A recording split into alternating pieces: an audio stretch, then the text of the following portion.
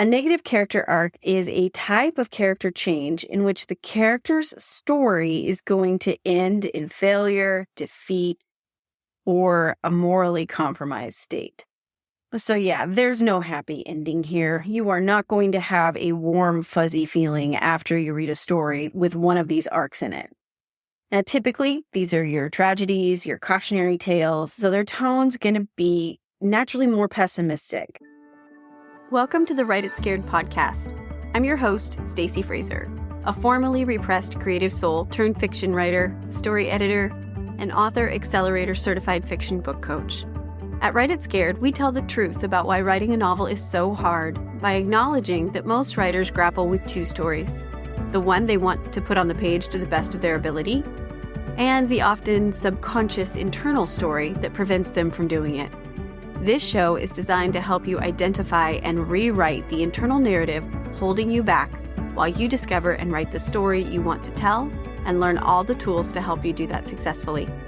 Join me each week for a new episode where we'll talk about writing to deepen our understanding of the craft and of ourselves as writers. Writing a novel is an inside job that we do not do alone. Welcome to Write It Scared. I'm glad you're here. Let's dive in. Hi, writer. Welcome back to the Write It Scared podcast. I'm your host, Stacey. Today, we're going to continue talking about constructing character arcs and focus on negative arcs of change. We'll do a bit of an overview, but we'll only look at one specifically because this is a really big topic and I want to give it the time it deserves because I felt like doing them all in one episode would just be way too much and we'd be here for too long and nobody wants to hear me talk for that long. So as I said, we'll do an overview of the negative arcs and then do a deep dive into the one which is a bit of an outlier, the Disillusionment Arc. It's my personal favorite, and then cover the other two arcs in subsequent podcasts. But before we jump in, have you had a chance to download First Draft Confidence? It's a free workbook and introductory guide to the foundation work that all of my clients complete before they begin drafting, and using it helps prevent false starts and abandoned drafts. It covers 7 simple exercises designed to help you overcome mindset wobbles, resistance, keep yourself organized, set up realistic writing expectations, test drive your story concept, develop your cast of characters and a high-level outline that will work whether you're a pantser or a plotter or somewhere in between. It also has resources on how to format your novel to publishing industry standards, word count expectations for your genre, and recommendations on excellent craft books for drafting novelists. So if you want to take as much guesswork out of planning and drafting your novel as possible, download First Draft Confidence. The link is in the show notes, and you can also go to writeitscared.co/novel planning guide. So negative character arcs don't get a whole lot of attention in the writing world. They're not talked about all that often, and I think it's kind of a shame. I mean, I get it. I see the reason for it.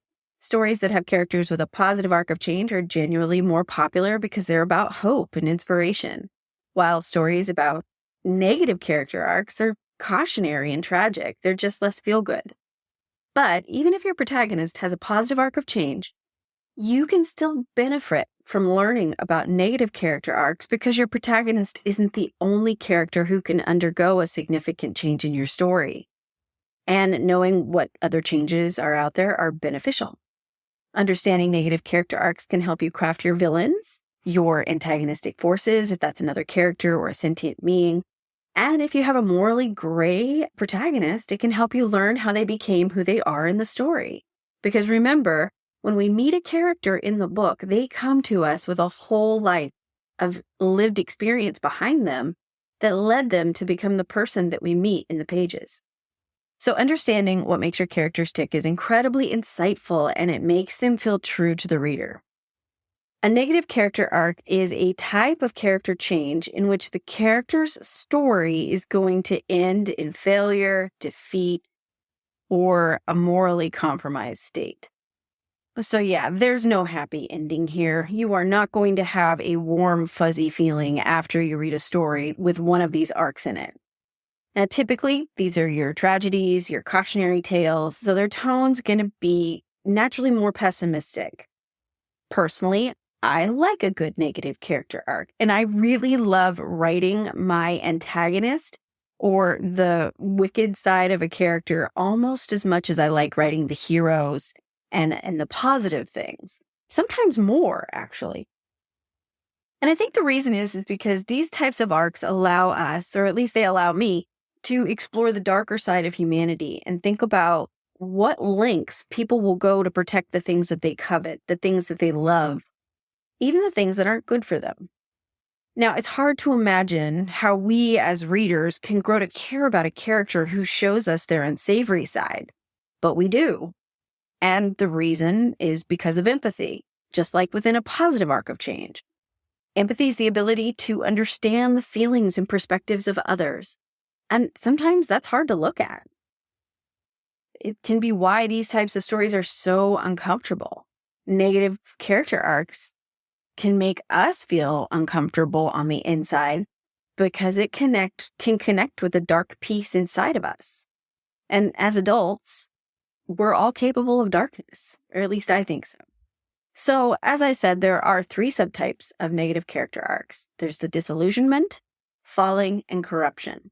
Now, no matter what type of negative arc you begin with, you still need all those same starting ingredients for a character arc that we talked about back in episode 42.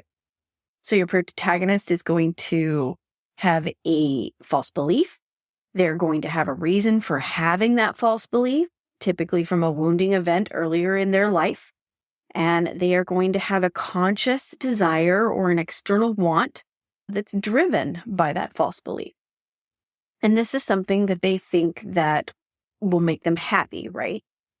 They're also going to have an internal need or longing or an unconscious desire. All that means the same thing. And this represents the truth that the character needs to embrace to become genuinely fulfilled.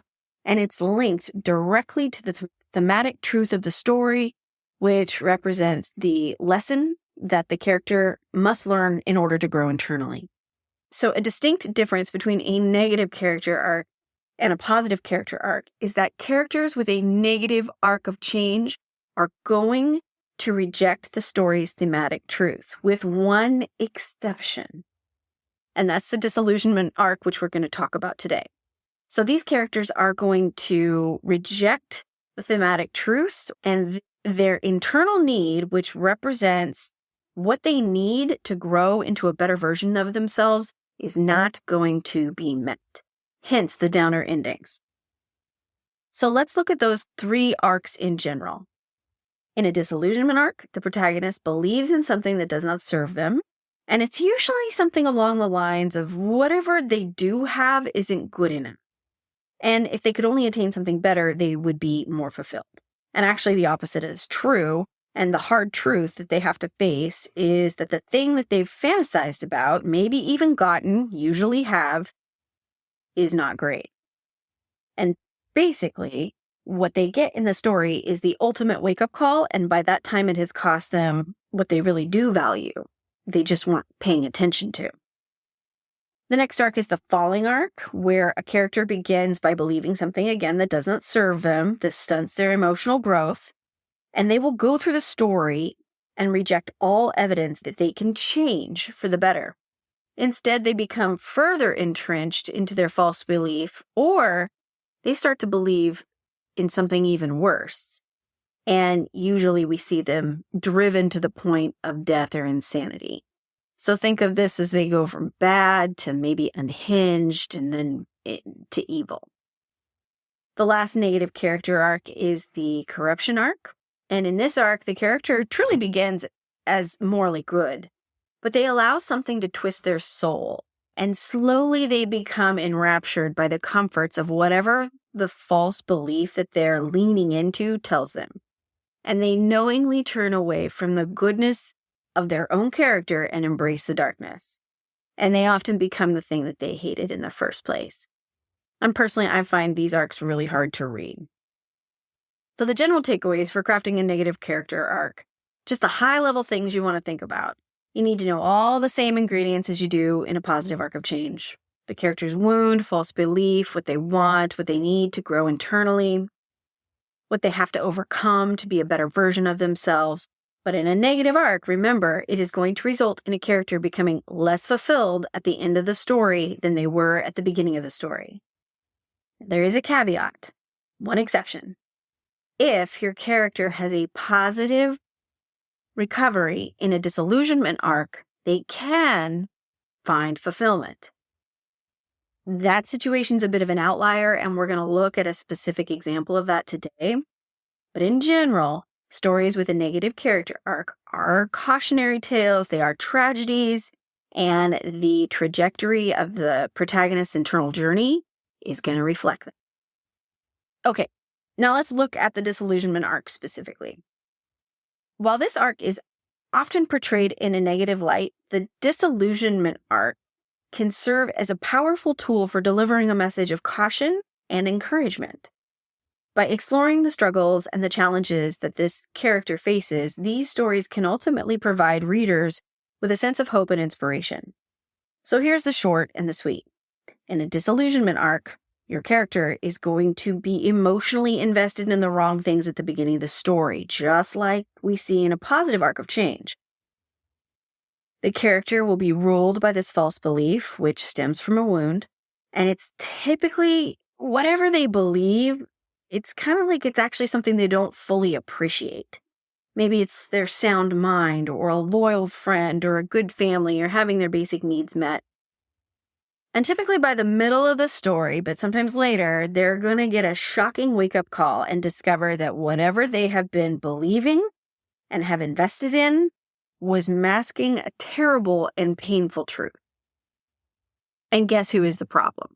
Well, they are, or their belief system and the actions that they took to get them to where they are in the story.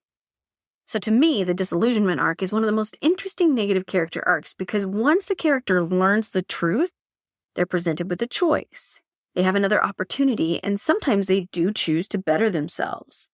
And now sometimes not. Sometimes it's too late, and they just don't have the chance.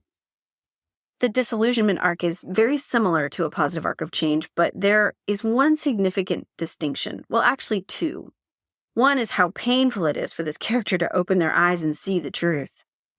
And in the beginning of a disillusionment arc, these characters are typically in a good place. They have a positive outlook on their life, or they get a positive outlook quite quickly because they are in pursuit of this false belief, which they think represents everything that will make their world right, and they're going after it.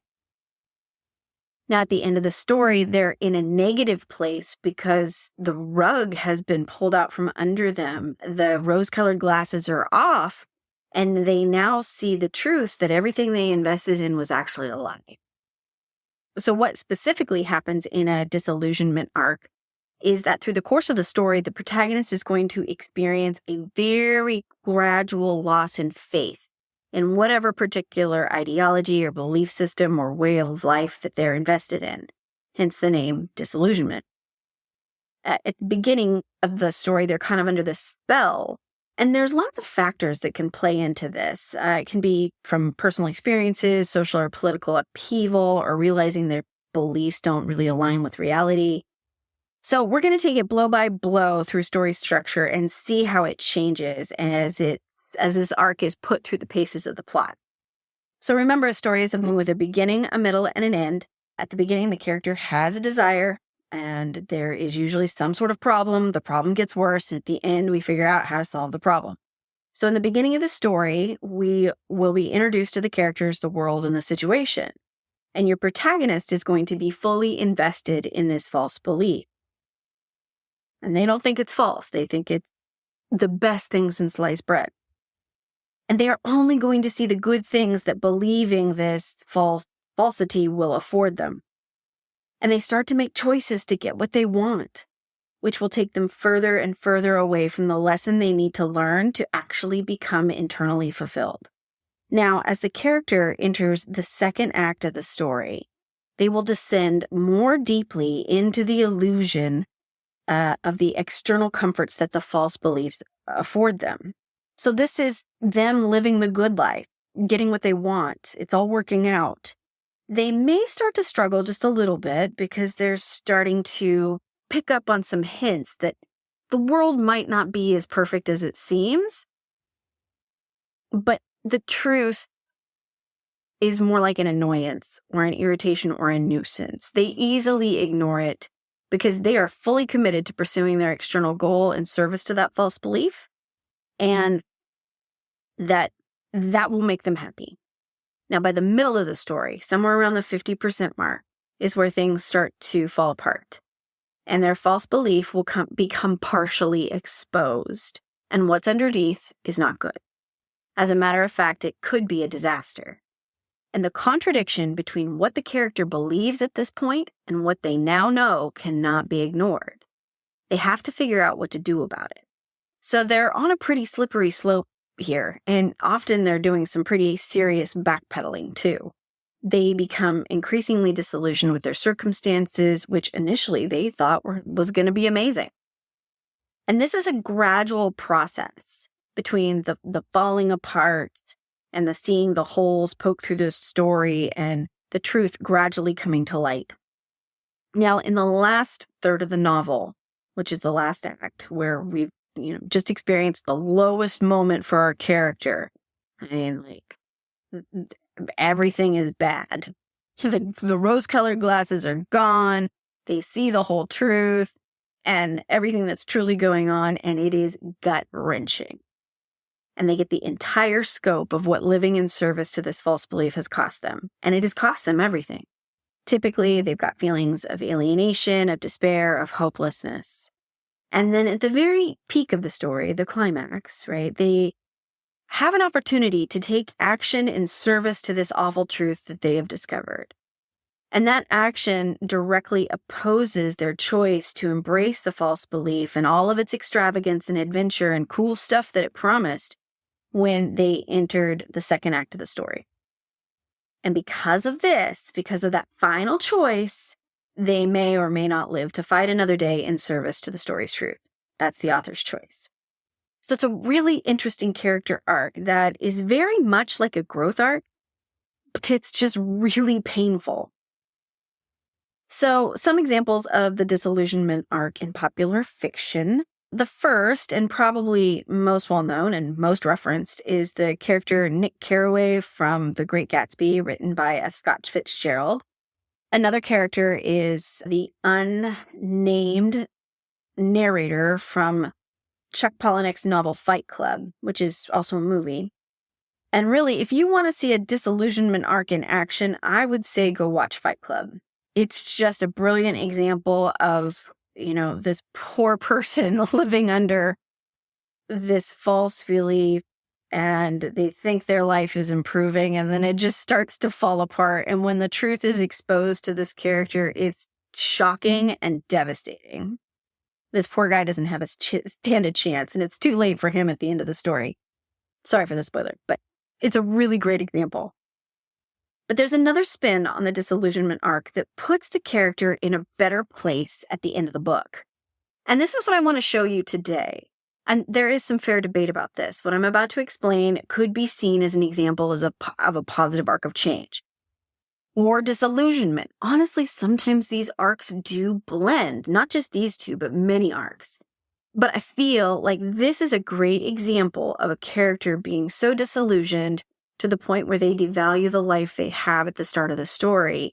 And they do some terrible things in service to what they think is going to make them happy. And then they learn this really ugly truth that just guts them. So it works well as a disillusionment example. Plus, it's got a happier ending, and I like that. So the example we're going to talk about today is the character arc of Mitch McDeere from John Grisham's novel, The Firm. It's been out a long time. There's a movie. If you haven't seen it, sorry, this is a spoiler. But in The Firm, we meet this young, ambitious law student, Mitch McDeere, and he believes that success and money are going to answer all of his life's problems and that the law is just. And he puts all his faith in. And he was raised kind of a poor, scrappy kid, and he's got a brother in jail, and he's worked really hard to overcome his past. And at the beginning of the book, he and his wife are living in Boston, and they're barely making ends meet. They're living in this hovel of an apartment, and they're really hopeful that things are going to get better once Mitch passes his bar exam and gets a job. And he does.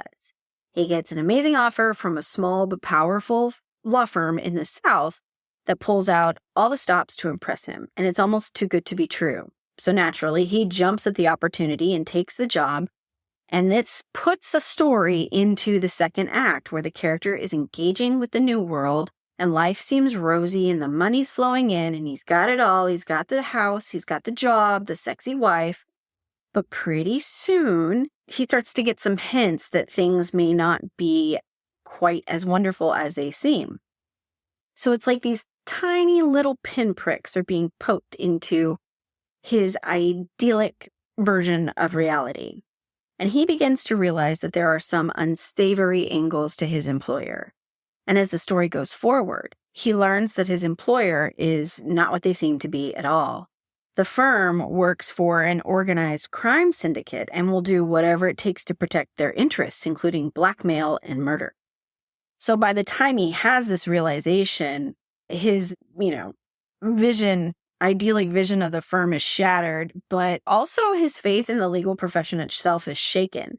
And at this point, he's in too deep, and I honestly can't remember if he's complicit in the firm's illegal activity or not, but he's approached by the FBI to be an informant and help take the crime syndicate and the firm down.